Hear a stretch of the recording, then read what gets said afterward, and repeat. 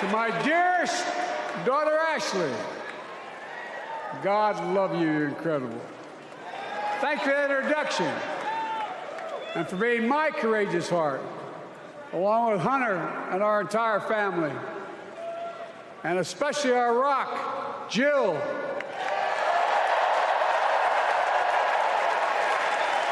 Well, as those of you who know us, she still leaves me both breathless and speechless. Everybody knows her. I love her more than she loves me. She walks down the stairs and I still get that going boom, boom, boom. You all will know me. No, I'm not kidding. Let's give a special round of applause to our First Lady, Jill Biden.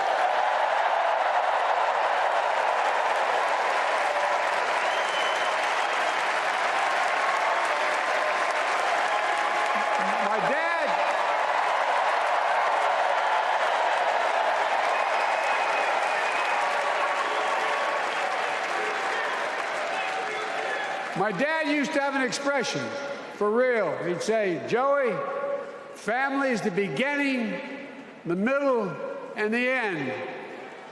And I love you all. Folks. And America, I love you.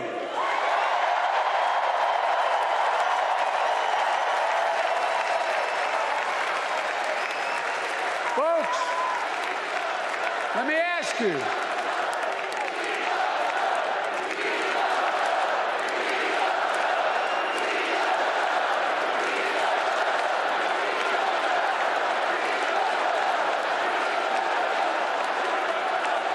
Let me ask you. Are you ready to vote for freedom?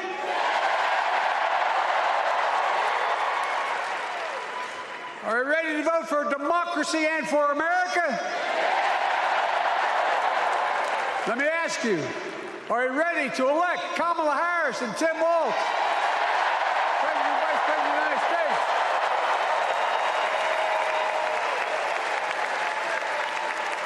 My fellow Democrats, my fellow Americans, nearly 4 years ago, in winter, on the steps of the Capitol on a cold January day, I raised my right hand and I swore an oath to you and to God to preserve, protect, and defend the Constitution and to faithfully execute the office of the President of the United States. In front of me was a city surrounded by the National Guard. Behind me, a Capitol just 2 weeks before had been overrun by a violent mob. But I knew then, from the bottom of my heart, that I knew now, there is no place in America for political violence. None.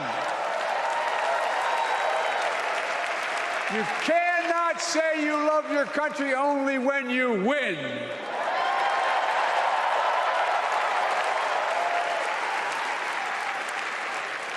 In that moment, I wasn't looking to the past. I was looking to the future. I spoke of the work at hand, the moment we had to meet. It was, as I told you then, a winter of peril and possibility. Of peril and possibility. We're in the grip of a once-in-a-century pandemic, historic joblessness, a call for racial justice long overdue, clear and present threats to our very democracy. Thank you.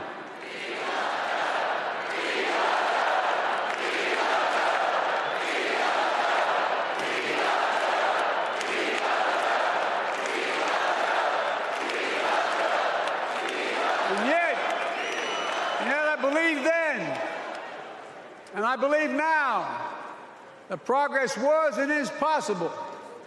Justice is achievable. And our best days are not behind us, they're before us.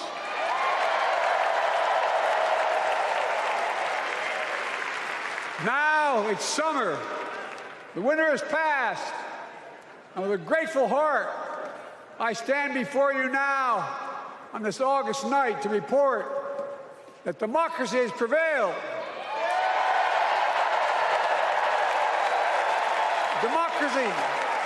Democracy has delivered. And now democracy must be preserved.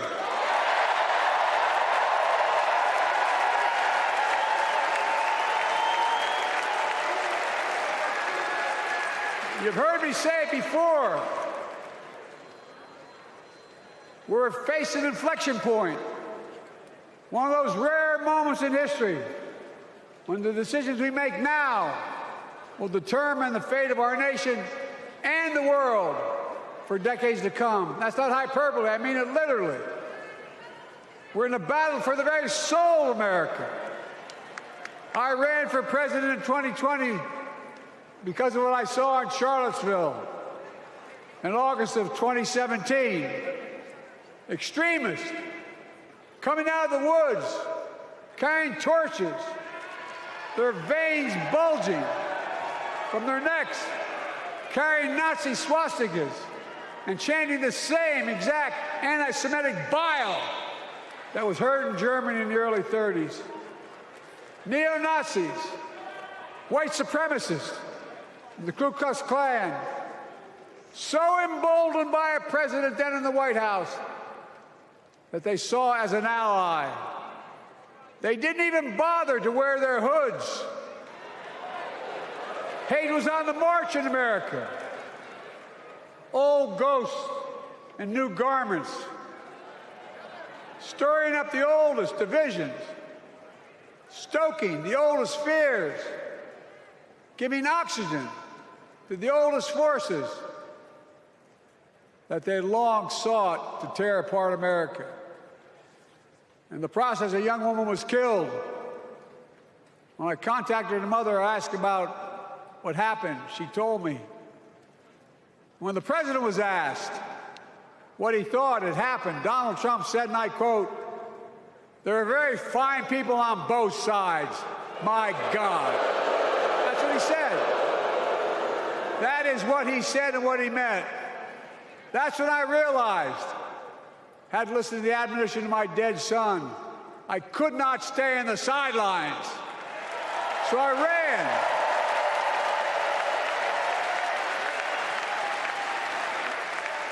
Because I had no intention of running again. I just lost part of my soul. But I ran with a deep conviction. In America, I know and believe in an America where honesty, dignity, decency still matter. An America where everyone has a fair shot and hate has no safe harbor.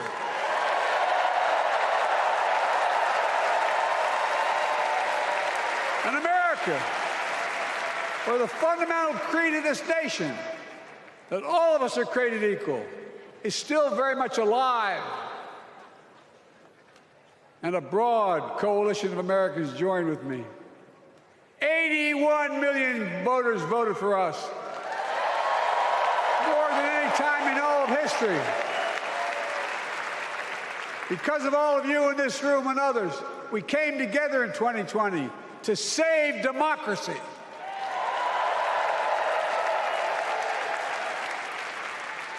As your president, I've been determined to keep America moving forward, not going back, to stand against hate and violence in all its forms, to be a nation where we not only live with but thrive on diversity, demonizing no one, leaving no one behind, and becoming the nation that we profess to be.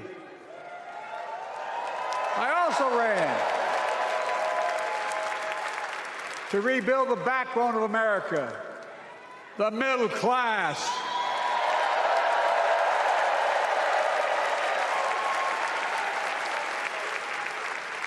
I made a commitment to you that I be a president for all Americans, whether you voted for me or not.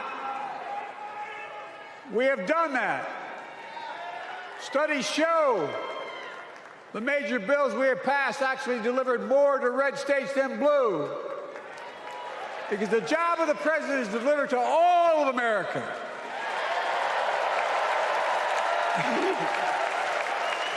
And because of you, and I'm not exaggerating, because of you, we've had one of the most extraordinary 4 years of progress ever, period. When I say we, I mean Kamala and me. Just think about it. COVID no longer controls our lives. We've gone from economic crisis to the strongest economy in the entire world. Record 16 million new jobs. Record small business growth. Record high stock market. Record high 401ks. Wages up and inflation down, way down, and continuing to go down.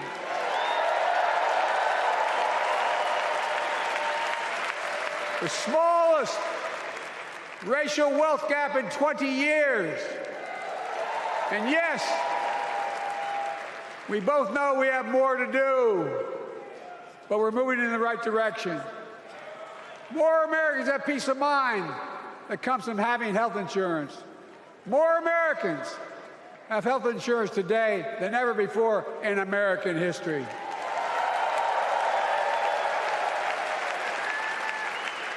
And after, as a young senator beginning to fight for 50 years to give Medicare the power to negotiate low prescription drug prices, we finally beat Big Pharma.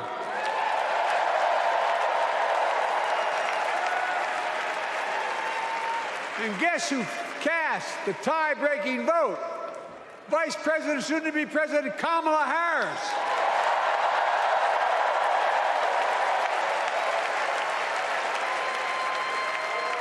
And now it's the law of the land. Instead of paying $400 a month for insulin, seniors with diabetes will pay $35 a month. The law we passed already includes, starting in January, every senior's total prescription cost can be capped at $2,000 no matter how expensive the drugs they have. And what we don't focus on, and our Republican friends don't seem to understand, our reforms don't just save seniors money, they save the American taxpayers money.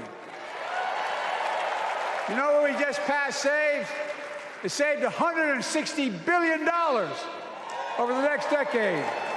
That's not hyperbole. It's because Medicare no longer has to pay those exorbitant prices to the Big Pharma. But look, thank you, Kamala, too. Look, folks, how can we have the strongest economy in the world without the best infrastructure in the world? Donald Trump promised Infrastructure Week every week for 4 years, and he never built a damn thing.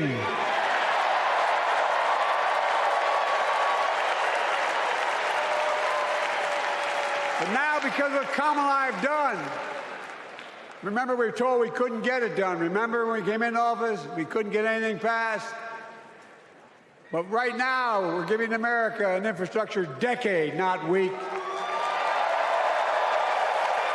We're modernizing our roads, our bridges, our ports, our airports, our trains, our buses. We're removing every lead pipe from schools and homes so every child can drink clean water. We're providing affordable high-speed internet for every American, no matter where they live, not unlike what Roosevelt did with electricity. And so much more. We are uniting the country. We're growing our economy. We're improving our quality of life. And we're building a better America.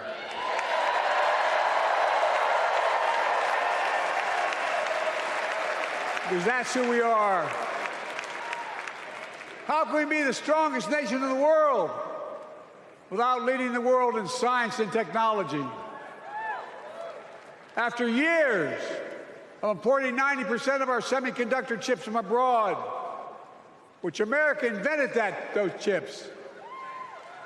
Our Chips and Science Act meant that private companies from around the world are now investing literally tens of billions of dollars to build new chip factories right here in America.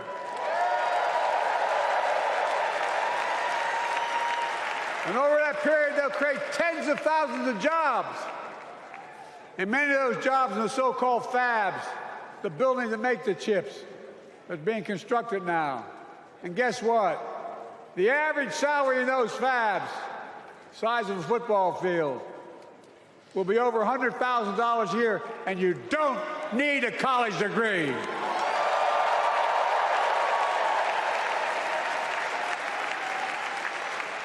Because of you and so many electeds out there, American manufacturing is back. Where the hell to say we wouldn't lead the world in manufacturing? 800,000 new manufacturing jobs.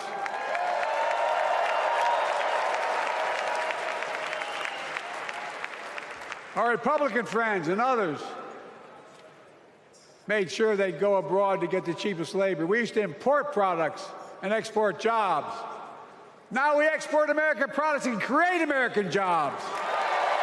Right here in America, where jobs belong. With every new job, with every new factory, pride and hope is being brought back to communities throughout the country that were left behind. You know you're from them, many of you. You know what it's like when that factory closed, where your mother, your father, your grandmother, grandfather worked. And now you're back, providing once again, proving that Wall Street didn't build America, the middle class built America, and unions built the middle class.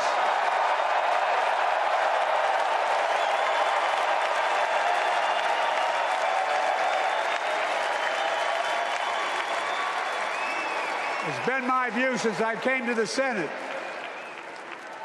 And that's why I'm proud to have been the first president to walk a picket line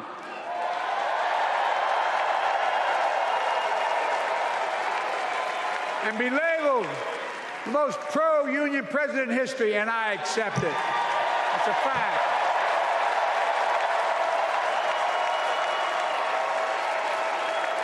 Because when unions do well, we all do well.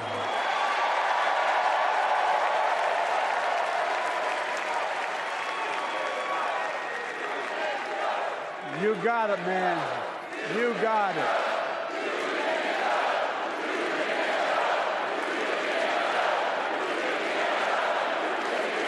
I agree. I'm proud. Look, remember he told we couldn't get anything done because we couldn't get anything done in the Congress? Well, with your support, we passed the most significant climate law in the history of mankind.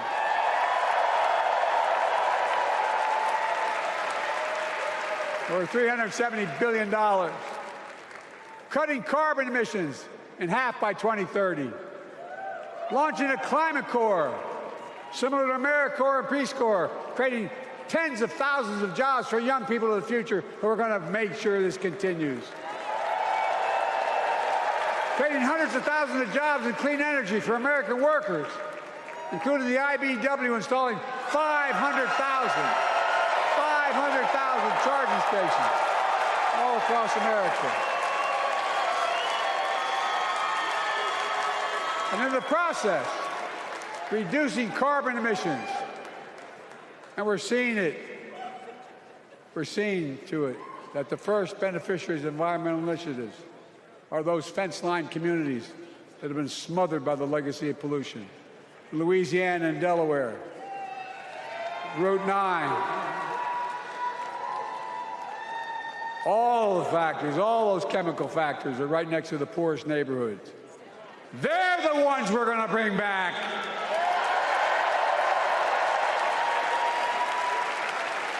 And how? How can we be the greatest nation in the world without the best education system in the world? Donald Trump and the Republican friends, they not only can't think, they can't read very well. Seriously, think about it. Look at their Project 2025. They want to do away with the Department of Education. Well, during the pandemic, Kamala and I helped states and cities get back their schools back open. And we gave public school teachers a raise.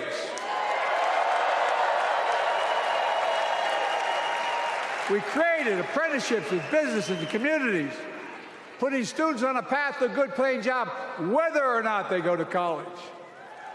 And by the way, we're making college a hell of a lot more affordable.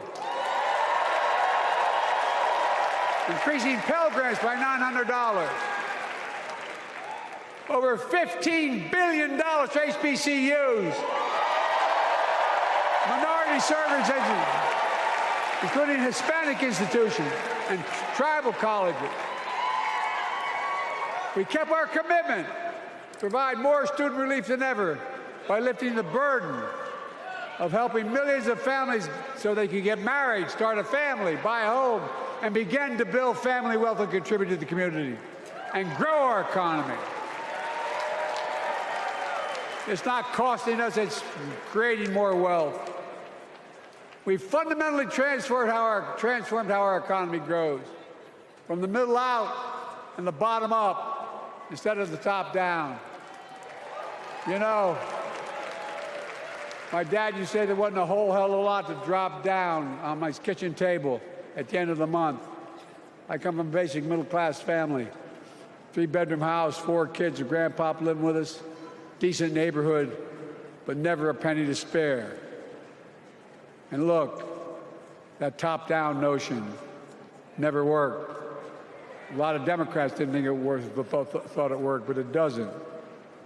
And when we did all that, what we've done, everybody can do well. Everybody.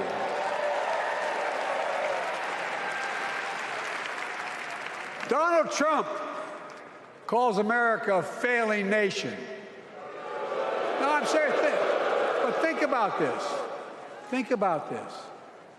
He publicly says to the whole world, I'm going to say something outrageous. I know more foreign leaders by their first names and know them well than anybody alive. Just because I'm so damn old. But I'm not joking. Think of the message he sends around the world when he talks about America being a failing nation. He says we're losing. He's the loser. He's dead wrong.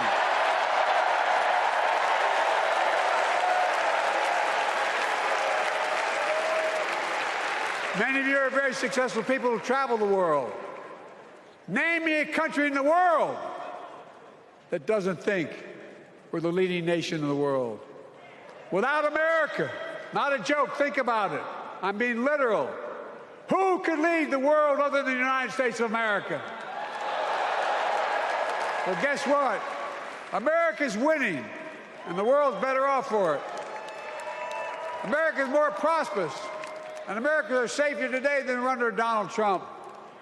Trump continues to lie about crime in America, like everything else. Guess what? On his watch, the murder rate went up 30%, the biggest increase in history. Meanwhile, we made the largest investment, Kamala and I, in public safety ever. Now, the murder rate is falling faster than any time in history. Violent crime has dropped to the lowest level in more than 50 years. And crime will keep coming down when we put a prosecutor in the Oval Office instead of a convicted felon.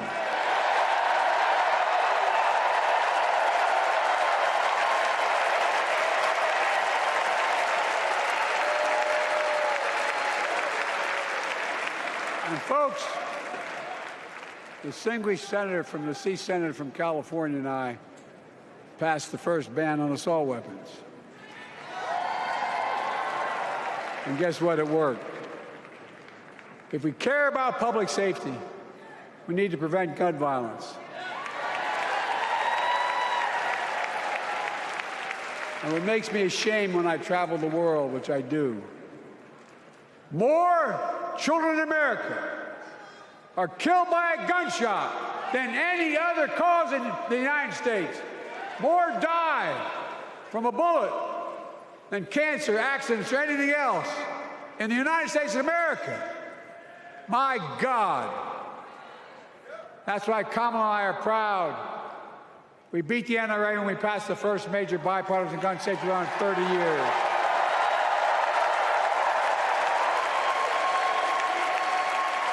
I'm serious. That comes from here. And now it's time to ban assault weapons again. And demand universal background checks.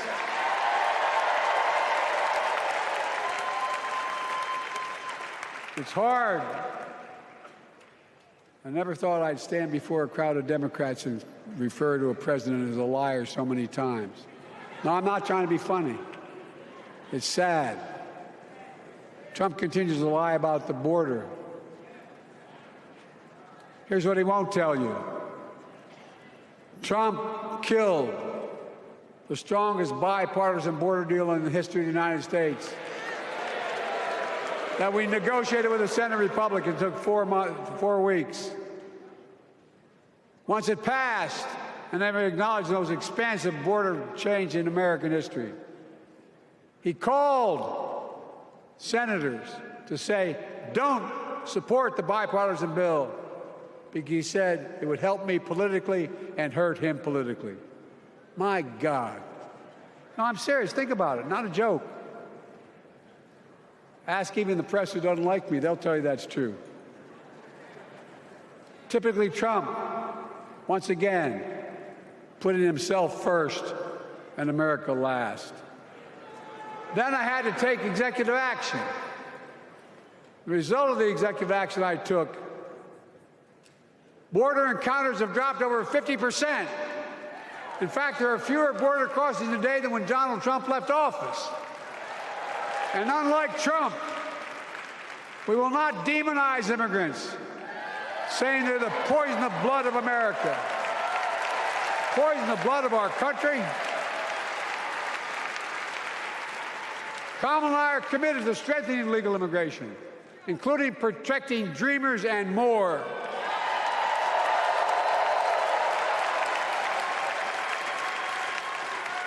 And here's what else I believe in.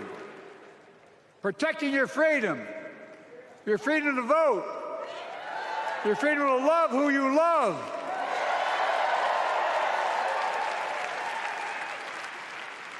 And your freedom to choose.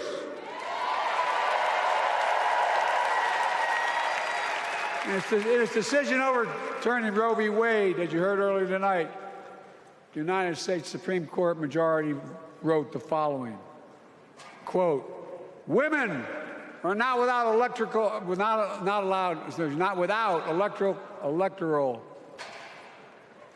or political power. No kidding. MAGA Republicans found out the power of women in 2022. And Donald Trump is going to find out the power of women in 2024. Watch.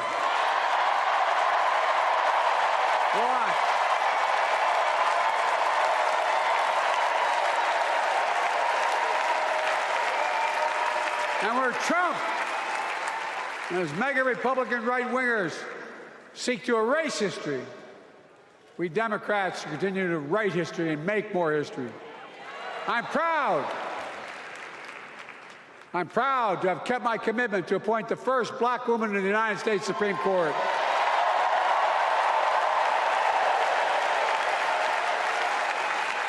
Ketanji Brown Jackson,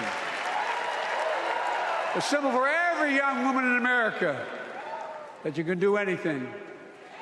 I'm proud that I've kept my commitment to have an administration that looks like America and that taps in to the full talent of our nation. The most diverse cabinet in history, including the first black woman of South Asian descent to serve as vice president. And will soon serve as the 47th president of the United States.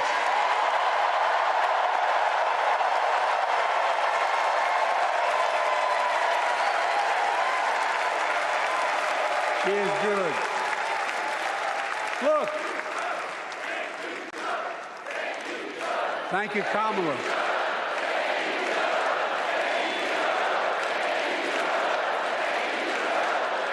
Folks, I've long said we have many obligations as a nation, but I got in trouble years ago for saying I'd make no apologies. We have only one truly sacred obligation: to prepare and equip those we send to war and care for them and their families when they come home and when they don't. That's why I'm so proud to have written and signed the PACT Act, one of the most significant laws ever, helping veterans and their families exposed to toxic materials like burn pits in Agent Orange. I was around during the Vietnam War. It's hard. Nobody was able to prove that there's illness was a consequence of Agent Orange. And no one was able to prove initially that because they lived in burn pits like my son lived next to in Iraq for a year, that is the cause of their illness.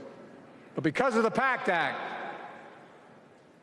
a surviving spouse with 2 children is now eligible for a stipend of about $3,000 a month. And those children who lost a parent are eligible for tuition benefits to go to college and to get job training. It's already helping over 1 million veterans and their families just so far.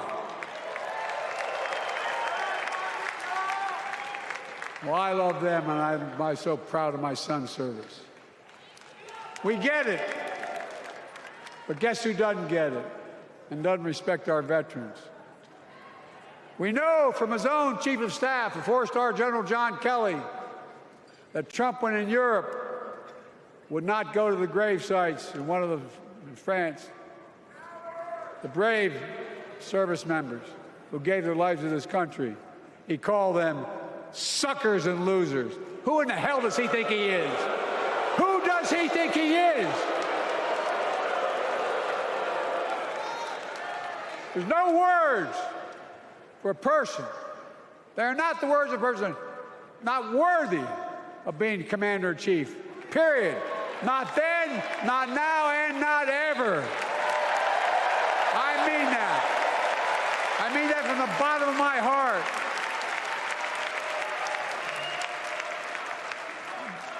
Just as no commander-in-chief should ever bow down to a dictator, the way Trump bows down to Putin.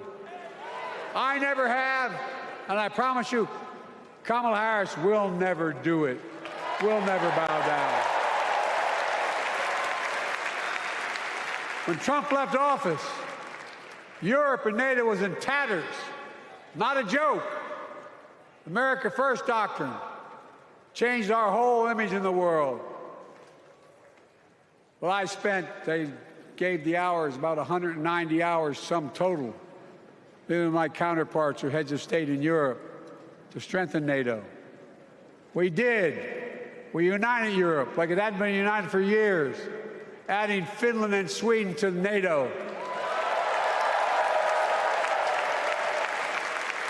10 days before he died, Henry Kissinger called and said, not since Napoleon has Europe not looked over their shoulder at Russia with dread. Until now. Until now. Well, guess what? Putin thought he'd take Kyiv in 3 days. 3 years later, Ukraine is still free.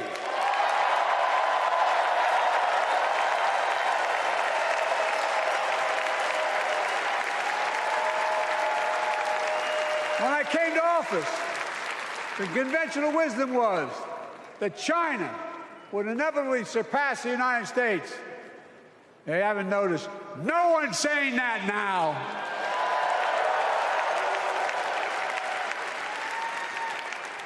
And we'll keep working to bring hostages home and end the war in Gaza and bring peace and security in the Middle East.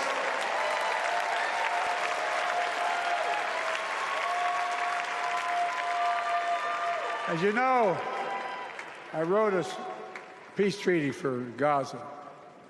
A few days ago, I put forward a proposal that brought us closer to doing that than we've done since October 7th. We're working around the clock, my Secretary of State, to prevent a wider war and reunite hostages with their families and surge humanitarian health and food assistance into Gaza now. To end the civilian suffering of the Palestinian people, and finally deliver a ceasefire and end this war.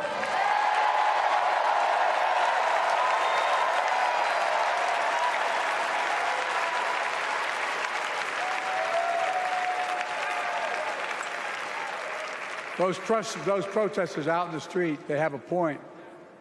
A lot of innocent people are being killed on both sides.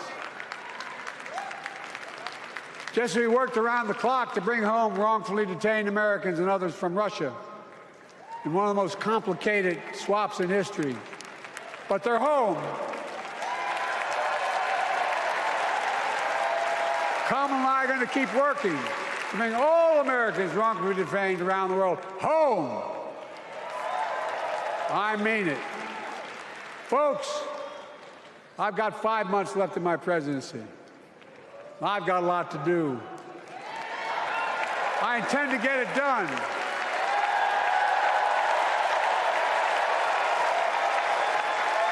It's been the honor of my lifetime to serve as your president. I love the job, but I love my country more. I love my country more. And all this talk about how I'm angry at all those people who said I should step down, that's not true.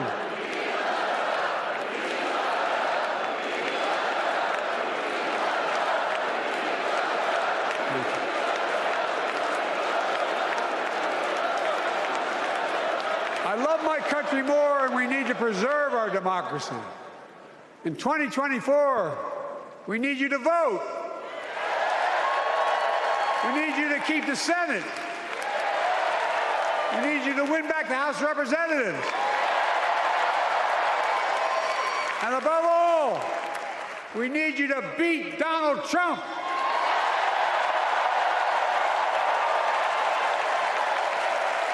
And elect Kamala and Tim President and Vice President of the United States of America. Look, they'll continue to lead America forward, creating more jobs, standing up for workers, growing the economy, lower the cost to American families so they just have a little more breathing room. We've made incredible progress, but we have more work to do. And Kamala and Tim will continue to take on corporate greed and bring down cost of food. They'll keep taking on Big Pharma, making insulin $35 a month, not just for seniors, but for everyone in America. And capping prescription drug costs at a total of $2,000, not just for seniors, but for everyone. And folks, that's going to save America again tens of billions of dollars. Folks, they'll make housing more affordable, building 3 million new homes, providing $25,000 down payment assistance for the first-time home buyer, more than the 10 we approved. Donald Trump wants a new tax on imported goods, food, gas, clothing, and more. You know what that will cost the average family, according to the experts?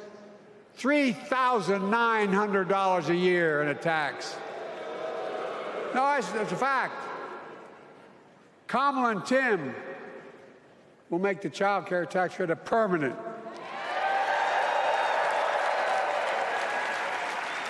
Lifting millions of children out of poverty and helping millions of families get ahead. But you know what Trump has?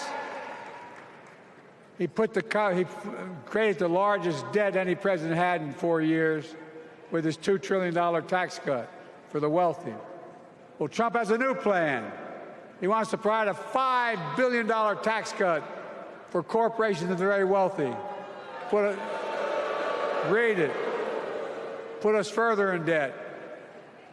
And folks, you know we have 1,000 billionaires in America. You know what their average tax rate they pay? 8.2%. If we just increased our taxes we proposed to 25%, which isn't the highest tax rate even, it would raise $500 billion new dollars over 10 years. They'd still be very wealthy. Look, Kamala and Tim are going to make them pay their fair share. They'll protect Social Security and Medicare. Trump wants to cut Social Security and Medicare. Kamala and Tim will protect your freedom. They'll protect your your right to vote. They'll protect your civil rights. And you know Trump will do everything to ban abortion nationwide. Oh, he will. You know, Kamala and Tim will do everything they possibly can. That's why you have to elect the Senate and the House to restore Roe v. Wade.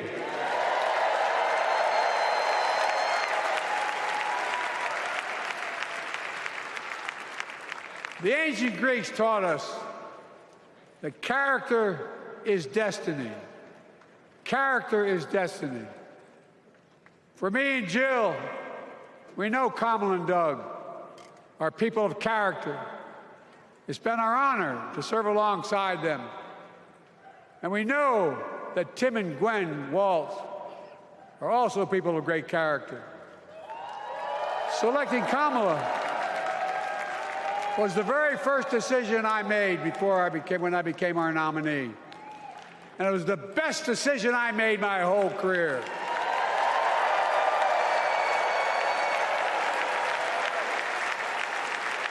We've not only gotten to know each other, we've become close friends. She's tough, she's experienced, and she has enormous integrity, enormous integrity. Her story represents the best American story. And like many of our best presidents, she was also vice president. That's a joke.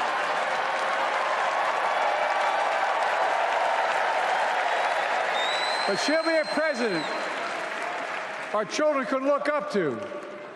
She'll be a president respected by world leaders because she already is. She'll be a president we can all be proud of. And she will be a historic president who puts her stamp on America's future.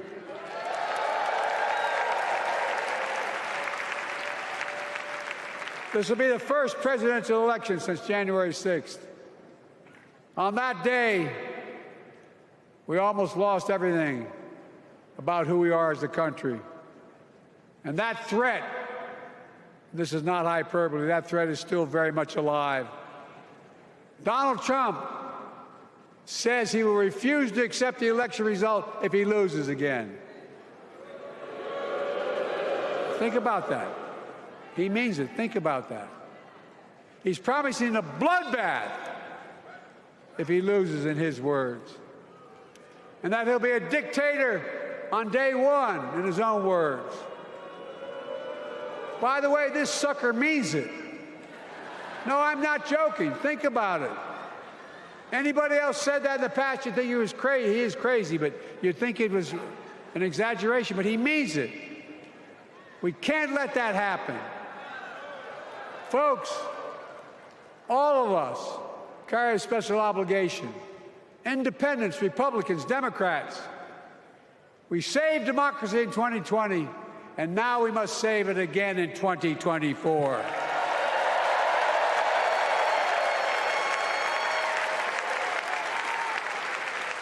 The vote of each of us cast this year will determine whether democracy and freedom will prevail. It's that simple. It's that serious. And the power is literally in your hands. History is in your hands. Not hyperbole. It's in your hands. America's future is in your hands. Let me close with this. Nowhere else in the world could a kid with a stutter and modest beginnings in Scranton, Pennsylvania, and Claymont, Delaware, grow up to sit behind the resolute desk in the Oval Office.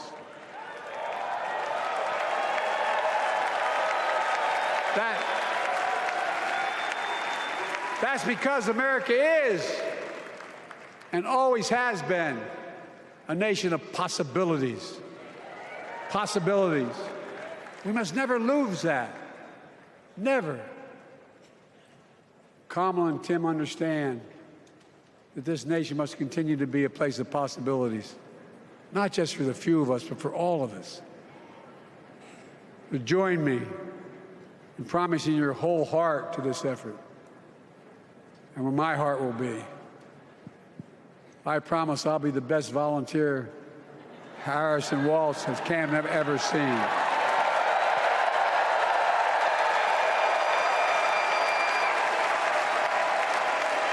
Each of us has a part in the American story. For me and my family, there's a song that means a lot to us, that captures the best of who we are as a nation. The song is called American Anthem. There's one verse that stands out, and I can't sing worth a damn, so I'm not going to try. I'll just quote it.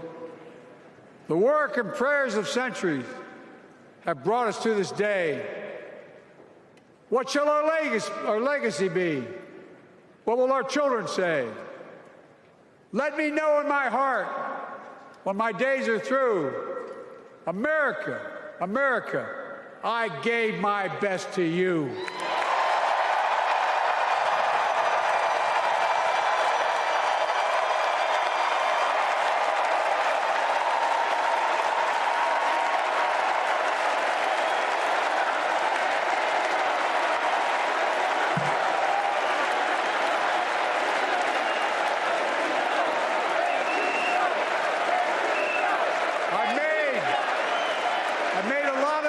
In my career, but I gave my best to you.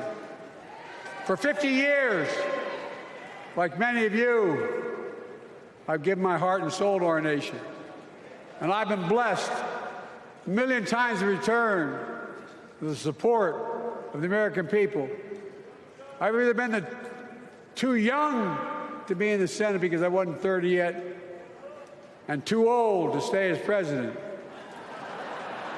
But I hope you know how grateful I am to all of you. I can honestly say, and I mean this from the bottom, give you my word as a Biden, I can honestly say I'm more optimistic about the future than I was when I was elected as a 29-year-old United States Senator. I mean it. Folks, we just have to remember who we are. We're the United States of America.